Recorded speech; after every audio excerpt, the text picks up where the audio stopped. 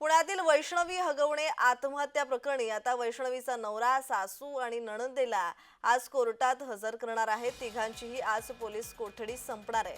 वैष्णवीचं काल झालेल्या चारित्र्य हनन करण्याचा प्रयत्न केला होता। त्याचबरोबर त्यामुळे आज नेमकी हगवणे यांच्या वकिलांकडून काय भूमिका मांडली जाणार याकडे सध्या लक्ष आहे। आणि या संदर्भात अधिकची माहिती देत आहेत आमचे प्रतिनिधी रोहन कदम। रोहन, पुण्यातील वैष्णवी हगवणे आत्महत्या प्रकरणी वैष्णवीचा नवरा, सासू आणि नणंदेला आज कोर्टात हजर केलं जाणार आहे। या संदर्भातला अधिकचा तपशील। अगदी बरोबर आहे। खरं तर काल देखील या तिघांना म्हणजे काल 5 जणांना पोलीस कोठडी सुनावणीत आलेली होती।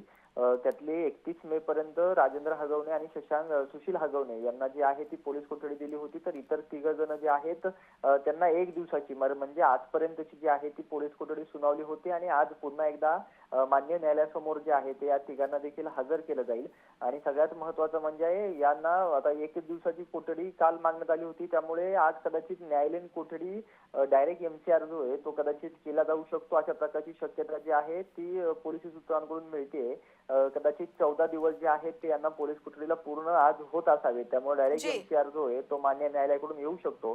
जर डायरेक्ट एमसीआर आला तर याबाबत मध्ये सुनावणी जी आहे ती पार पडणार नाही आणि जर का पीसीआरचा एखादा दिवस शिल्लक असेल तर निश्चितपणाने या सगळ्या बाबतीत सुनावणी पार पडेल। आणि सगळ्यात महत्त्वाचं म्हणजे हगवणे कुटुंबियांच्या माध्यमातून जो वकील दिलेला होता त्या वकिलांच्या माध्यमातून काल जे आहे ते काहीच वेगळं वळण या प्रकरणाला देण्याचा प्रयत्न केलेला होता।